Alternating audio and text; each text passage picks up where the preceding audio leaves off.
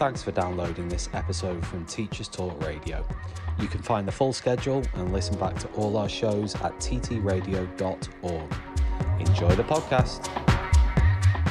Our topic is AI transforming education, and we'll explore how artificial intelligence is changing how we teach, learn, and engage with students. From differentiation and feedback to adaptive learning and ethical concerns, AI is already reshaping the educational landscape, and this is only the beginning.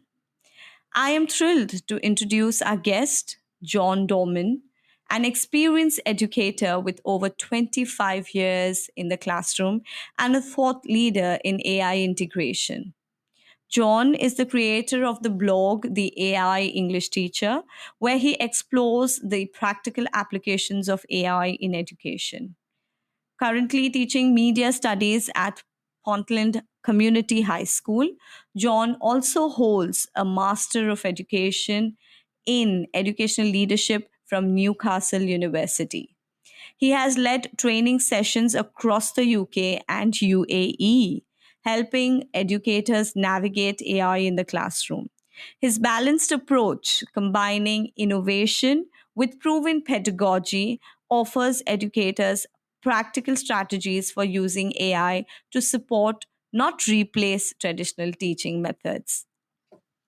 I welcome John to the show. Hi, thank you, and thanks for having me.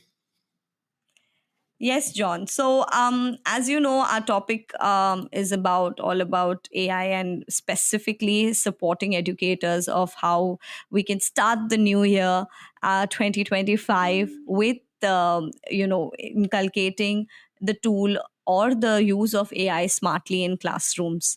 So, to start off with the basic, or something that AI is such a like a buzzword in education, what are some real or practical ways teachers can use AI to enhance their classroom today?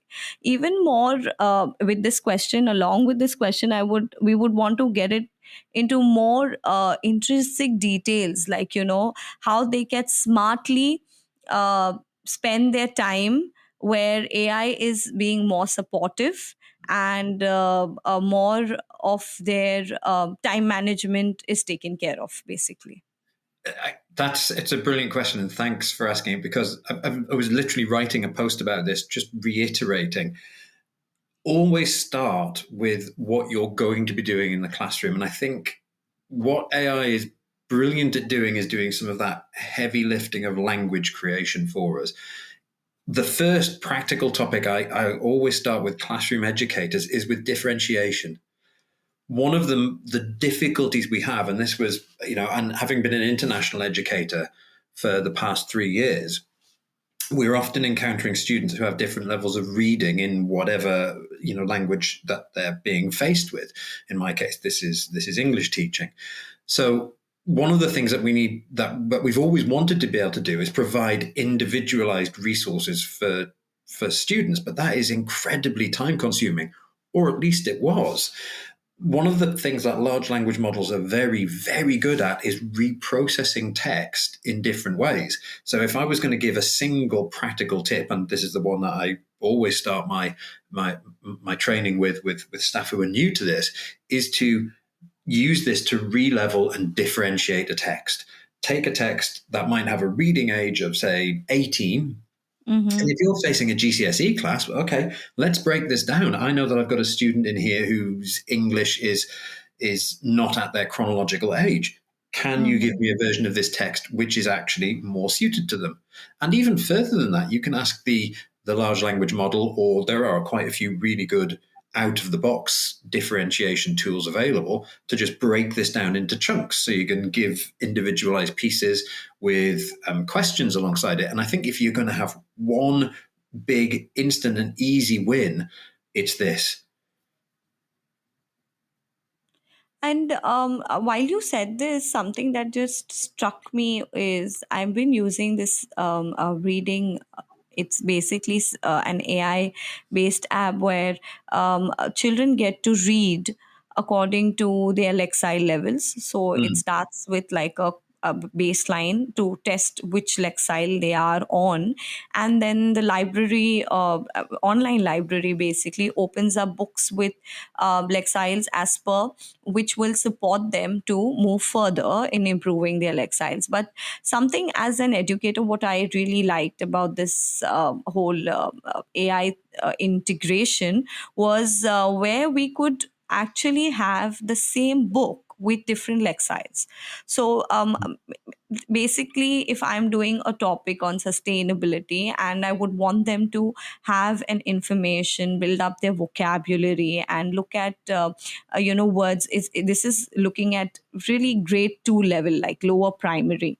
So and I do have children with different lexiles, different reading levels, but the theme, the idea that I want to put across needs to go into the classroom. So there was the same titled book and the author, but in different lexile. So I had a book with the 600 lexile above, but that same themed book into, like, 200, 250. So I think that's something really amazing, which as educators, if we have it at our disposal or at our use, it really would support in getting the student learning outcomes that we're looking at. Yeah, I think that's exactly it. And as you say, this is great because this isn't pointing children in different directions. This means that everyone in the room, as you say, is getting the same core information, and we can progress together as opposed to having students moving in at very different speeds. You're able to actually truly differentiate to get to that end product at the level that those students are at. And I think it's one of the big wins that I think we've seen with large language models easily available to teachers. Yeah. And how about, I want to know, John, what's your take on? I do see a few AI based, apps that have come up with giving feedback. Mm. So, do you feel like a teacher's personalized feedback would be better than something that the teacher resorts on to? Like, you can just upload the text and AI can give you the feedback on it. So, what about giving that personal touch from an educator versus something that we just upload and we get the feedback, which might be more precise when it comes to English? Because I know you've been dealing with English, and I know when it comes to creative writing, we are looking at grammar, text structure, we are looking at so many things that can support student learning outcomes. So, uh, what would be your take on that, and what advice would you give to the educators out there? Right. This is a really hot button debate in education. I've even I spoke to an educational leader who I'm working with, and his primary concern, and he asked me, but where is the teacher in all of this? And I guess the question has to be, where does the teacher need to be? The large language models I have found are quite good at giving decent generalized feedback. They're not particularly accurate yet at grading, and that's yet. I think once we train some narrow models to grade specific pieces, they might be. But I'm still very much, that judgment needs to be there. That they add, there needs to be a human in that loop, and I think there always needs to be a human in the loop. The feedback, I think, in terms of, I have used it for automating feedback in certain contexts. I've used an app called Risk, which is very, very good because you can upload the material, you oversee each piece. You can't not read the material, as you can't not read the text as you're going through it, but it tends to automate the feedback. And I have to say that frequently when giving particularly written feedback to students, you tend to be writing the same thing over and over again. So in terms of levels of personal feedback, it's not always that personalized. So that aspect of, as you say, the mechanics, particularly if you're talking about structure, if you're talking about, are students using the appropriate technical vocabulary? Have they used the correct grammar in these places? Are there spelling errors? These are things that can quite easily be automated. And the great thing is students can get more high quality feedback, even if that feedback, say, for instance, the feedback is only 80% as good as a teacher would give. This is that 20% of that, that encouragement and that creativity and really driving at what the student is able to do. We're still going to give feedback. So for instance, if I was using Brisk, I would let it give some feedback, but because I'm using Google Classroom, I have the opportunity to provide a comment in the feedback myself, and I'll always put a comment on there that is much more personal to what the student was intending, their creativity and their thought patterns. The mechanical concepts, the mechanical things that are likely to be things that we might perhaps have done as whole class feedback, almost as an examiner report, they can be automated because they're going to be the same for groups of students. And I think that works very, very well. You obviously need to oversee these because sometimes what I have found is the way that the machines work is they sometimes don't read the whole of a student's answer, and they'll give a student a piece of criticism, which actually the student addresses later on. So again, there needs to be a human in that loop. But I do think there is room for this. And if a student can get that coaching, particularly on the mechanical aspects of writing or understanding something, I think that's all to the good. But there still needs to be that human in the loop. I totally agree to that, because I'm like personal experiences there, like where I have seen when I have, as you said, even I have tried on to giving feedback as using a few apps. But what happens is when that personal touch is there, especially going with audio feedbacks. I do give verbal feedback to my students, and audio feedback as well, wherein that personal touch really changes. Like, it gives them a kind of, if it's with starting with their strengths and then focusing more on how they need to improve, it boosts their confidence level.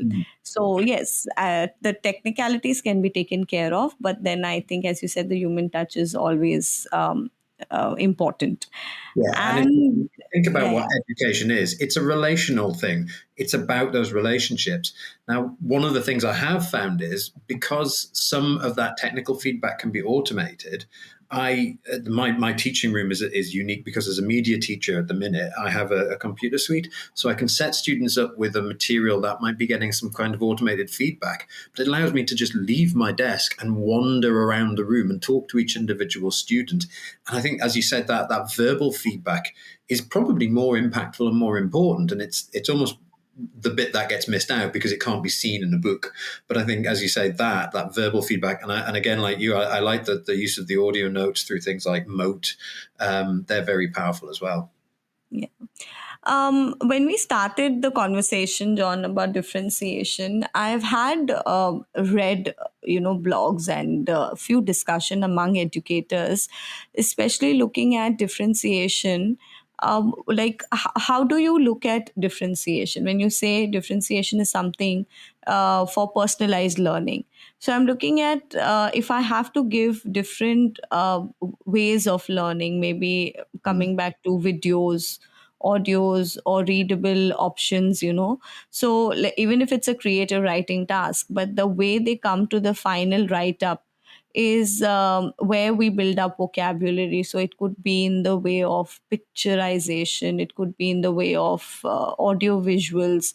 The style of learning is also looked into. So any AI tool that could support teachers to look at differentiation, not only with the piece of like the reading material that is given, but it is also looking at different learning styles that the child would love to learn.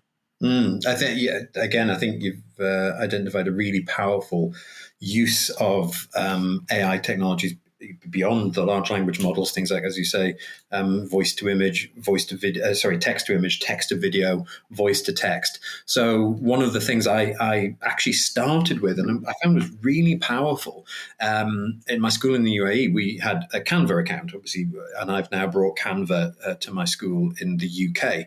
And within Canva were AI image generators. So I did several examples where we were using creative writing, and to get students involved in their own imagination, I was getting them to prompt images to go alongside their writing and then refine their writing based on the image. So they were getting this reciprocal bouncing backwards and forwards, using language to generate an image and then using that image to generate more words that they could put into their own writing.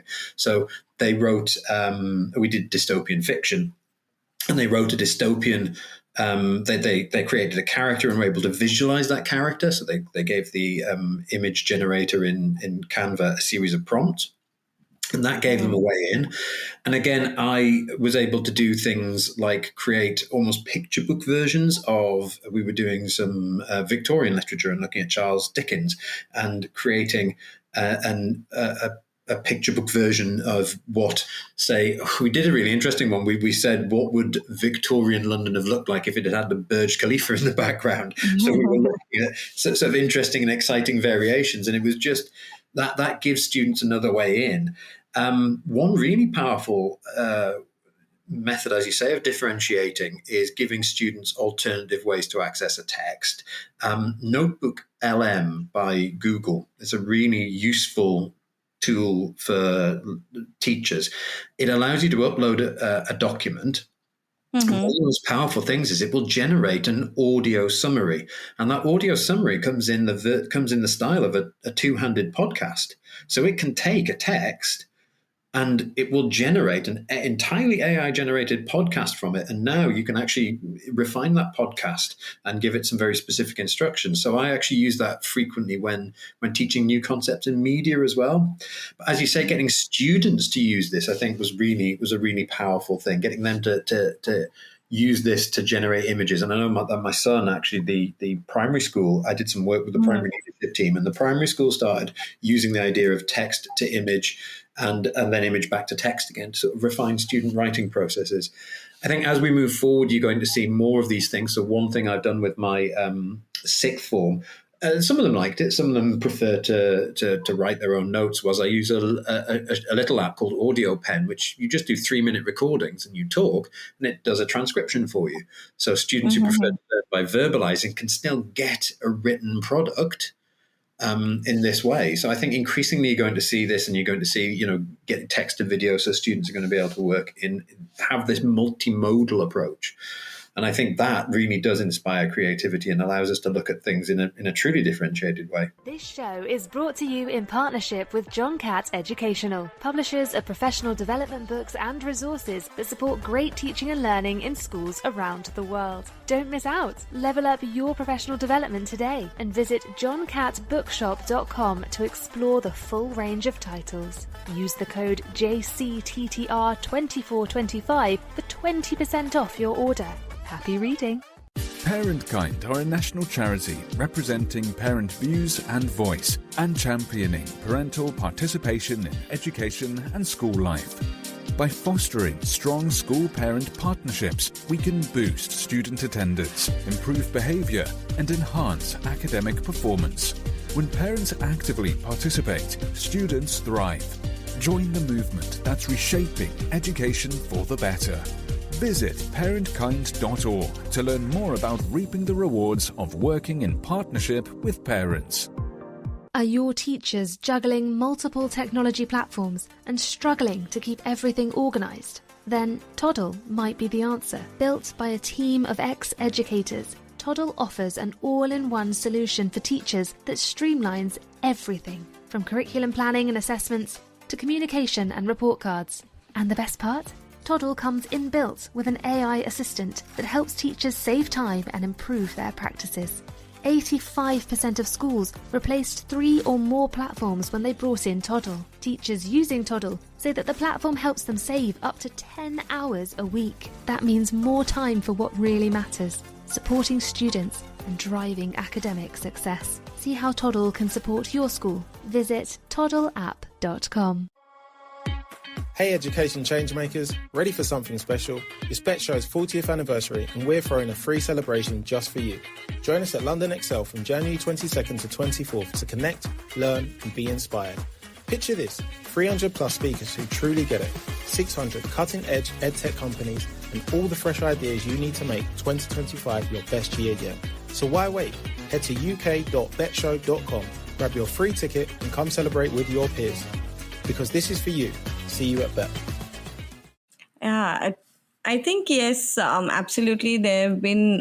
This is what your experience is, and it's great to know that there are certain apps available. Even as you said, mentioned about Canva, we do also use Canva for the same, text to image or image to even audio, and there are some wonderful apps available, but. Again, to coming to the point, as I said, we need to understand that if educators, there's so many apps available, but how smartly they can utilize it, and in basically put their efforts and time more into maybe one-on-one feedback to students, looking at data perspectives. There was another point that I really, being an assessment coordinator, something that really came to my mind is when I look at data, and especially if a new teacher who comes into a school and wants to know what's the strength about a child and where she needs to work on. So the first point that of contact that she has is the data that is available of the student, would be of the previous school or could be their current data that is there. It could be academic, it could also be the other well-being aspects of the student that surveys have been done and checked into. So when you look at data analysis per se, teachers, I have read about this and I've heard with educators, they are very skeptical about getting into data analysis for the very reason that maybe they are not very equipped enough, they don't know the means, or they've not gone through some of the apps that are again available online for them to support. But even if we give them that analyze it and give it to them, so do you think we still need those kind of data analysts, or AI can just work it around and give it to them and then it's all ready? But the thing is that we look into greater details of how we can support the child, what intervention needed, how to go about having a plan. So what is you I think, what would you want to advise on or give your take on this? I think you're never going to be able to replace the human data analyst. I think the AIs are very good at pattern matching, but then deciding what you do, whether that will work. Again, that's that relational aspect of the data analyst, their team. You personally know your team. You know their strengths. You know what they need, and the team in front of the students know their students, or will get to know their students. It's a great point, as you say, to have this rich data environment. I think what AI does is it gives us the ability to measure things that prior to this point were very difficult to measure. So, student performance data has been something we've been able to measure reasonably well for a while. And as you say, you can, as we were talking about before, you can put that into an Excel spreadsheet, create a pivot table. But increasingly now, what we're able to do is fine grain that data. So one of the things I did was with my recent exam results. Now, I didn't do this, although I could have done this on a student level. I did it a little bit more generally, just as an experiment. I ran my student performance data on a question by question level through, I used Claude projects. I set up a Claude project specifically to do this. I gave it the exam, the assessment criteria. It looked at the questions and could see what skills were being assessed in each question. And it was able to demonstrate, it was able to kind of pull out the themes of where students were doing well in particular areas. Now imagine you can do this across a whole range of domains. The data-rich environment that you'll be able to supply, not just academically, but so there's a connection of mine on LinkedIn who works for something called Be World Class, and now they've been working in terms of character education for quite some time. But they now have an AI data platform that looks at students' achievements, their self-perception. It does questionnaires, and it allows the platform to build up a perception of how students see themselves, what kinds of things they're doing beyond academics in terms of their well-being, in terms of their personal achievements, their social skills, their character traits. And I think one of the things that AI will allow us to do is aggregate that data. But we still need to be having, as I said before, that human eye still needs to be there, just making sure that this fits, that we're not, and it's the human that will action this in the end. You might get suggestions from an AI, but I do think there is, you're never going to replace the people here, because it's all about relationships. Yeah, I totally agree. Giving that balance between technology and pedagogy, I think, that's so important. What you need to prioritize, isn't it? And it's the person that makes that decision. You can be advised; the machine will give you. But I think I've always gone along the lines that data is very good at kind of giving us questions that we can ask. It doesn't necessarily provide the answers. It gives us the material that might get us to ask the right questions, so we can then find the answers. In terms of the data, what it can do, and I think we spoke about this. Is visualization. So it gives, and if when we think differentiation, sometimes it's necessary, as you highlighted at the start of this question. Sometimes we need to differentiate for staff as well, because some staff, if you're not into data, sometimes the data can just leave you cold if it's presented as a series of raw numbers or acronyms. And particularly if you're new to the profession, that can be quite overwhelming. But to have a visualization, a bar chart that shows strengths and areas of development, much more accessible. So I think that's a really powerful way forward. Data dashboards, I think, and visualizations are something that we'll see a lot more of. When you talk about data, also something very interestingly I have noticed is the involvement of parents. When you present data in a particular way where they want to, mostly, of course, every parent wants the best for their child, and but when you give those different data points and explain with logic and with those graphical presentations, it has a different emphasis, or it could be a different kind of picture for them, and it's taken on a different level. That is, I think I have seen it. I'm sure you've noticed it as well when it comes to sharing data, not only to educators but to parents. I think that's a brilliant point as well. It's that there are three components in the educational triangle. You have the educator, you have the student, but we often forget about the parent, the home life, the caregiver. And ultimately, as you say, if you can present that information in a way that goes beyond just the raw number, which can sometimes be... it doesn't capture the whole of what a student is doing. And I think, as you say, creating visualizations that can be more accessible, that can show a pathway, can show various things that go beyond just the raw academics, I think can be very, very powerful and really motivating for a parent and for the student. Absolutely. We'll keep our conversation going on and share a few more examples, but we take a quick break for now, and the news from Teachers Talk Radio. This show is brought to you in partnership with John Catt Educational, publishers of professional development books and resources that support great teaching and learning in schools around the world. Don't miss out. Level up your professional development today and visit johncattbookshop.com to explore the full range of titles. Use the code JCTTR2425 for 20% off your order. Happy reading.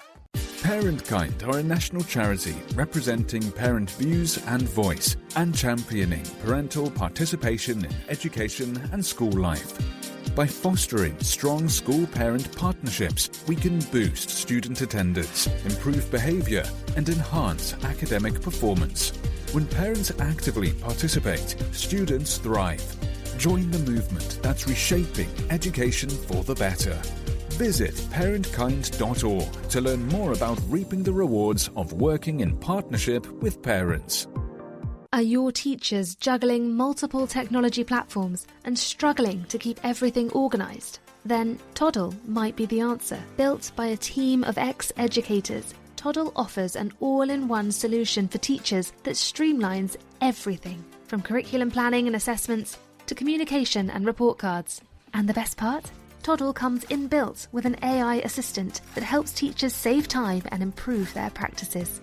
85% of schools replaced 3 or more platforms when they brought in Toddle. Teachers using Toddle say that the platform helps them save up to 10 hours a week. That means more time for what really matters, supporting students and driving academic success. See how Toddle can support your school. Visit toddleapp.com. Hey education changemakers, ready for something special? It's Bet Show's 40th anniversary and we're throwing a free celebration just for you. Join us at London Excel from January 22nd to 24th to connect, learn and be inspired. Picture this, 300 plus speakers who truly get it, 600 cutting-edge edtech companies and all the fresh ideas you need to make 2025 your best year yet. So why wait? Head to uk.betshow.com, grab your free ticket and come celebrate with your peers. Because this is for you. See you at Bet. This is Teachers Talk Radio, and this is Teachers Talk Radio News. As we welcome the new year and see out the old, many of the news stories which have happened in education over the Christmas period will seem familiar. A number of newspapers and news sites give further details of the government's Children and Wellbeing in Schools Bill, which now contains more reform policies directed at schools. For example, no automatic right for children to be educated at home. A unique number identifying children so they can be tracked as they move out of school and into home education. This was highlighted with the tragic case of Sarah Sharif. The bill will also contain a guarantee that all teachers in private education and tutoring, as well as state education, must be working towards or in possession of qualified teacher status. And national pay scales will apply to all schools in England. Possibly the most important is that we may be facing a turning point away from the era of academisation, since the Schools Bill will end the automatic academisation of failing schools. The news site The Conversation, in a long read analysis of the era of academised schools, discusses whether or not they've been a success.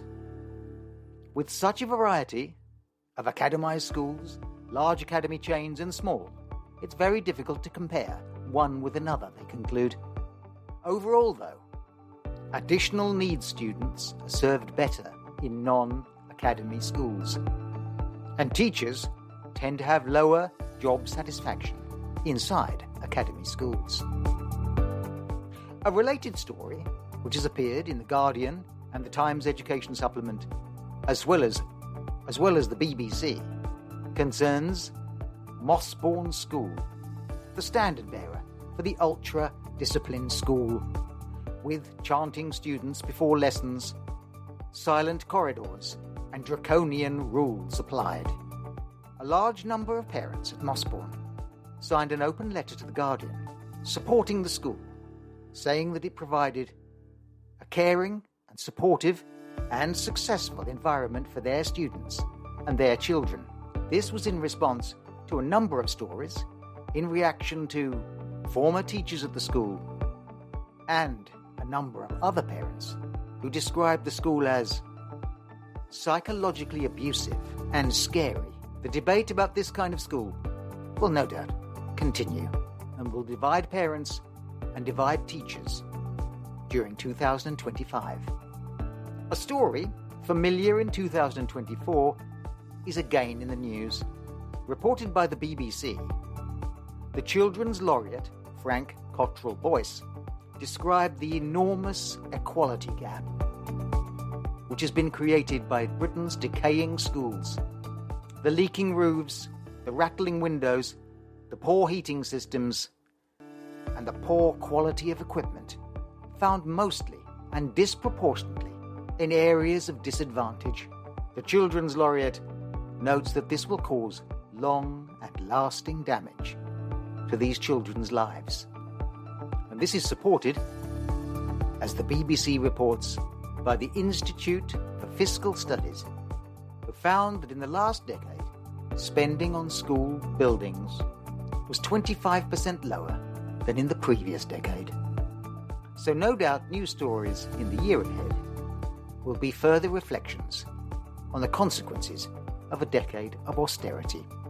One of the most troubling stories which appeared in the Times Education supplement was in response to a Department for Education survey, which revealed that between January and March of 2024, a quarter of schools reported weapons-related incidents, mostly concerning students bringing knives into school. And 1 in 10 teachers revealed during the same period knife-related incidents in their classrooms.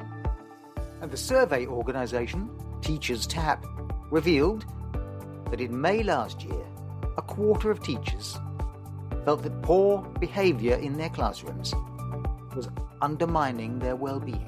Something many of us have suspected for a long time was also revealed in Teachers Tap as a survey of the number of detentions given out in the week before Christmas revealed that maths teachers were altogether more likely to give out detentions than art teachers.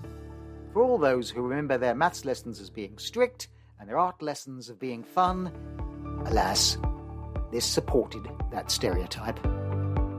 Teachers Tap also revealed that in the week before Christmas, schools in disadvantaged areas were twice as likely to have given out detentions. And as we enter the new year, a survey in the Times Educational Supplement reveals, unsurprisingly, that only a third of teachers have any confidence that any length of Ofsted inspection is capable of truly and accurately reflecting the quality of a school. And wishing you a happy new year, that concludes the Teachers Talk Radio News for the Christmas period, brought to you by John Gibbs on Teachers Talk Radio. Welcome back to the afternoon show with Famida Chaudhry on Teachers Talk Radio.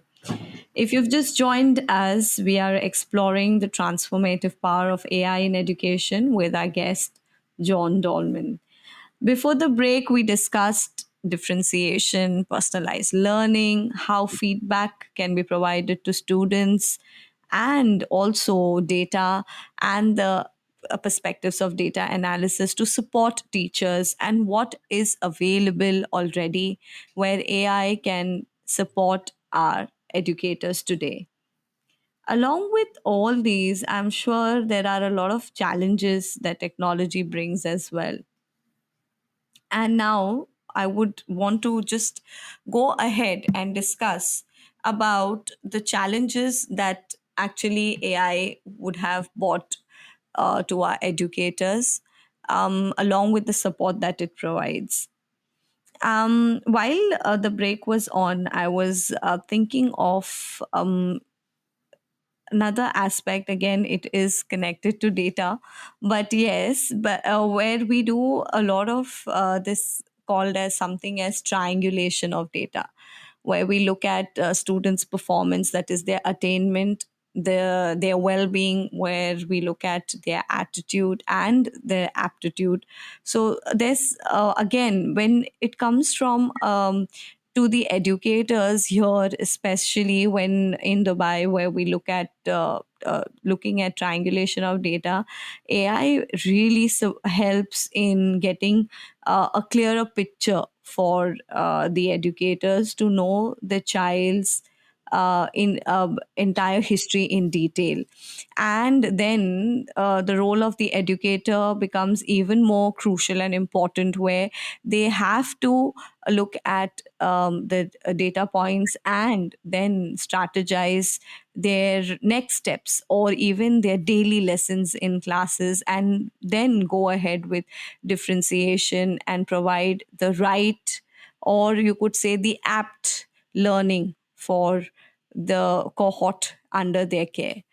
I'm sure there would be some kind of these procedures that are there in place uh, according to your experience, John, and how educators could further take it up? It's an interesting one. The level of personalization we're looking at is something that it can be really difficult. It's a big thing that teachers need to think about, as you say, because we were recognizing the importance of not just the academic leveling, but where students, as you say, are at their aptitudes. Where are they most likely to find access? And this becomes really important when you're dealing with a range of different things, neurodiversity in the classroom, different language levels, something that we're increasingly aware of in education. One of the great advantages that AI has, it can't solve these problems and it can't do the legwork for the teacher, but it can provide the inspiration. If you're struggling to think about how to create something that's going to be both engaging and supportive, the large language models are endlessly creative in terms of the thoughts that they can give you. They work very well, I think, as thinking partners. I think this is something I champion, is the idea of running an idea past a large language model to give you options. And from there on, it gives you. So one of the things that it can do then is, because that's a daunting task for an educator to be faced by this material and think, well, okay, where do I start? And the fear of the blank page can sometimes be paralyzing. It can make it very difficult and be a real pain point, I think, for teachers. Whereas if you have an endlessly patient, an endlessly creative, and endlessly available thinking partner, you can ask the questions, and then you can then use your judgment to select things. And from there on in, you'll be able to roll with it. It gives you a good starting point, I think. Absolutely. When you said that term of that thinking partner, I think, yes, uh, educators can definitely depend on, like, the thinking partner. And going beyond, sometimes, as I've also, when you practically experience this, that there's a topic and you really want the children to think out of the box and come up with that creative aspect. And even, yes, teachers definitely have to be creative, but yeah, sometimes when you have that thinking partner and you have that opinion, or second opinion basically, and you look at it, you it can make class a different experience for the students, and get that level of imagination and prompts coming up. Something that I have seen is, because this is not something that is pertaining only to the educators, I have also seen students using AI for different purposes. And yes, we have something AI for, like, from the students, and we've trialed it out even with young kids basically. So do you think there should be a particular age for the use of these apps for the students, or it's depends on how, again, this is where I feel even personalization comes in, where a few kids would be really in the forefront of using apps in the most smart way, or in it could be beneficial, or it could be vice versa. So I think what, that yeah. I think you're right. You hit the nail on the head when you said it. It depends on the student. I'd always want, particularly early on in students' education, to have that. There needs to be tech skills built in. Students need to be familiar with devices, but early in their education, you still want them building those sensory motor, those social, emotional connections. So the amount and the placement needs to be thought about very carefully. But I don't think there's certainly not an age before which you shouldn't be teaching the principles of, for want of a better word, artificial intelligence, for the new technologies that are out there. I think we need to teach children about it. We ourselves will be using it, and it seems a little hypocritical that we use it ourselves and don't allow students to go near it. We need to select platforms that are obviously appropriate. You're not going to give ChatGPT to a year 3 student, but there are AI powered systems out there which I think can, as you say, create that level of engagement, create that level of creativity, giving students the ability to produce a visualization that they would struggle to produce with their own mechanical skills, I think can be inspirational. But again, this is where the human in the loop really needs to come in. It's that judgment of what's appropriate when and how much that there is. I don't necessarily, I think I would instinctively suggest that there would be, you want to minimize interaction with technology, particularly early on, just in early years, for a variety of reasons. You want children reading physical books as much as they can, but then interacting with language platforms that help develop their skills is a brilliant way of doing things. And particularly as we start to see voice to voice, if you look at the power that things like the ChatGPT voice, Gemini's voice interface is now having something that can interact, and some students might go and use that. Again, creating video, all sorts of creative options are available, and I think it's going to depend on the individual students.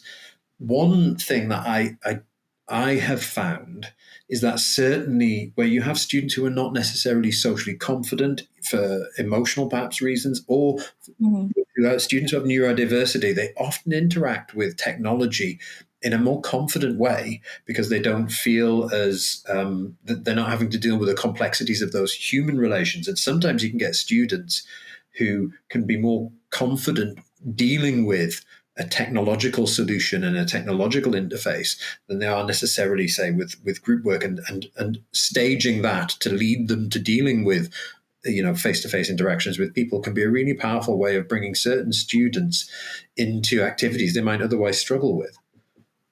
Yeah, absolutely. Also, I'm looking at, children producing their work, maybe using AI, and the support from AI to identify plagiarism, in fact, is also, I think, one of the talks to be discussed on.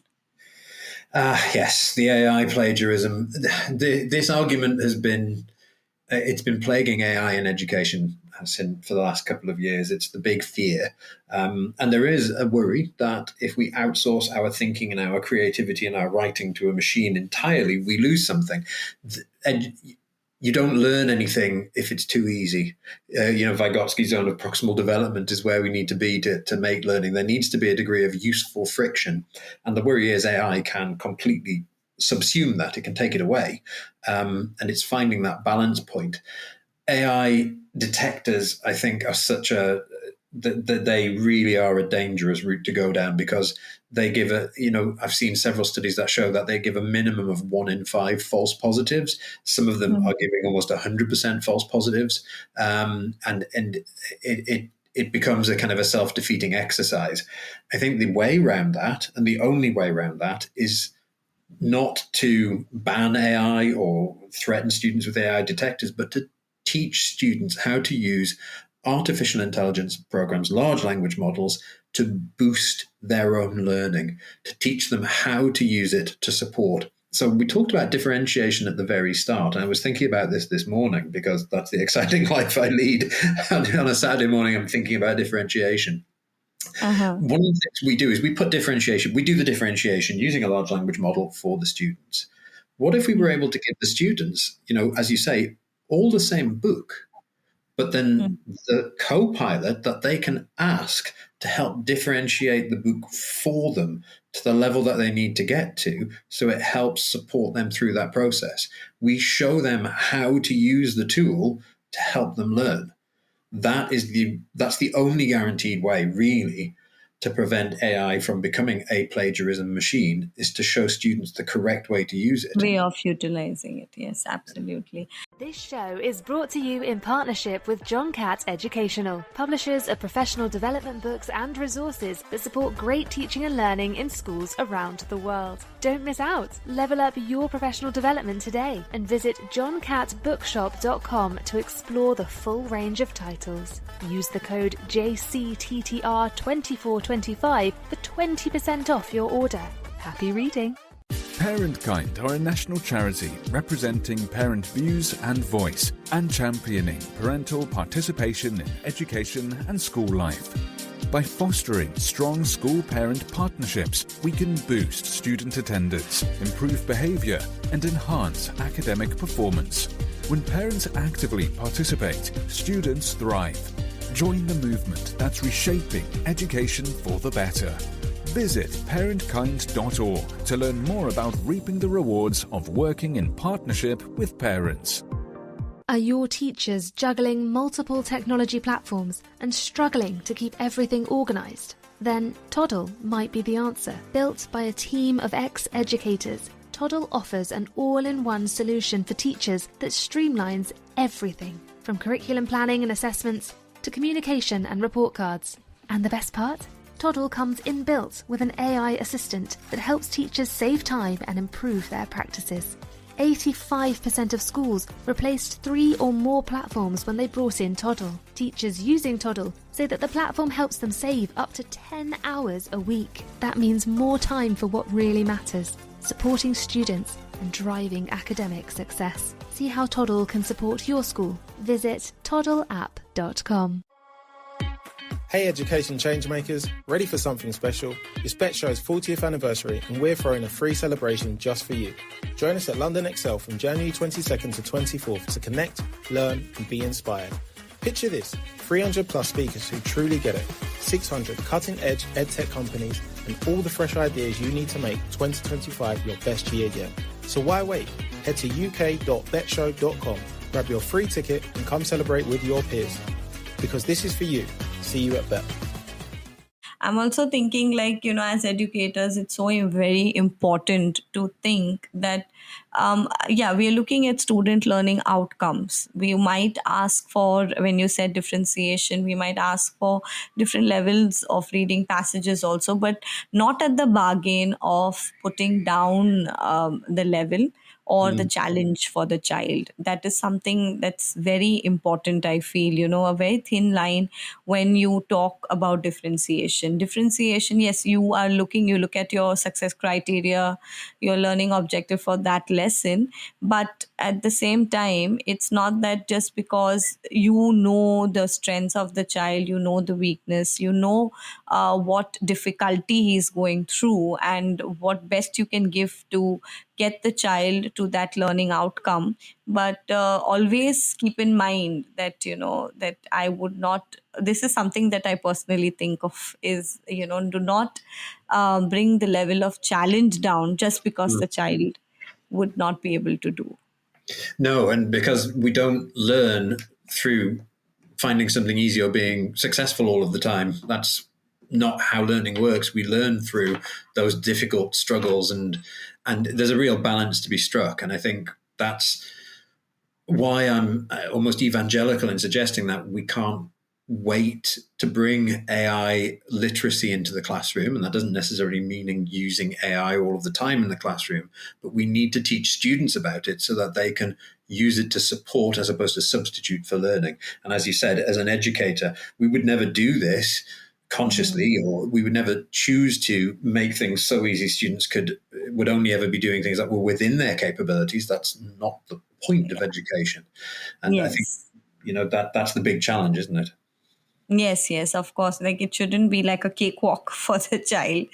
And even when we have these resources available at our disposal, and it's like just the click, at our fingertips, basically. So it's so very important that you select what suits best for your students, what suits best for the vision of the school that you are in. Ultimately, yes, we all as educators want our students to reach at the pinnacles of success, identify their goals, or come up to be a personality or character that further strengthens the society and builds the future of the world.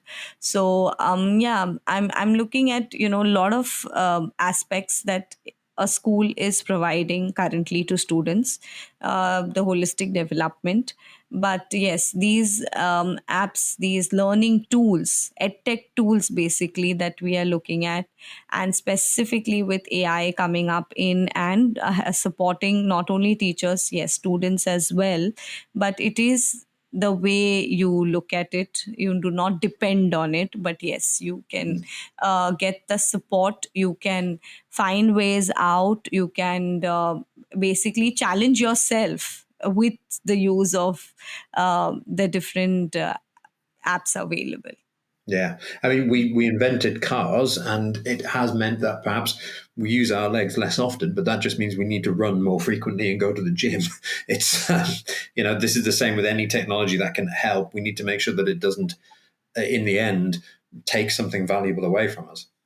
Yes, yes. I think the conversation was really interesting with you, and has highlighted just how transformative AI can be for education, specifically touching points like personalized learning to supporting teachers as thinking partners. That is something that has got now stuck with me. And yes, I think um, just to end up with this conversation, I would feel teachers, educators need to be smart enough and look at realistic, practical things, and always take the risk. But at the same time, you will have to trial it out yourself first, as you mentioned it also, and then go ahead with something, maybe even if it is passing on to our colleagues.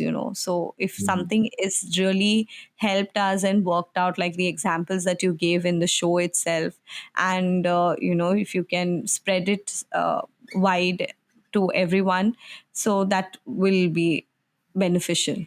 Yeah, and I think that's a great message. If you find something, tell someone.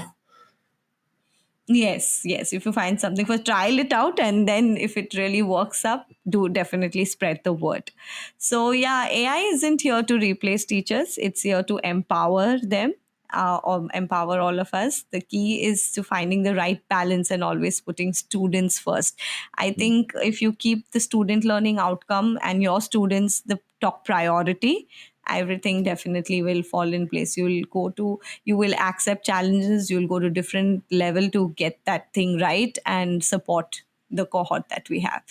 So thank you, John, for sharing your expertise and practical insights, and thank you to all our listeners for tuning in. Do you have any final messages, John, to give out to everyone?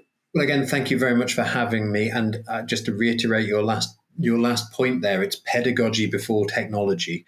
Students come first, and teachers' judgment always needs to be there. Everything else is that support mechanism. And like I say, thank you very much. It's been an excellent conversation. Same here. Join us next time also for another exciting episode of Teachers Talk Radio. Until then, keep innovating and inspiring. You've been listening to Teachers Talk Radio. Tune in live and listen back at ttradio.org. We look forward to hearing from you next time on Teachers Talk Radio.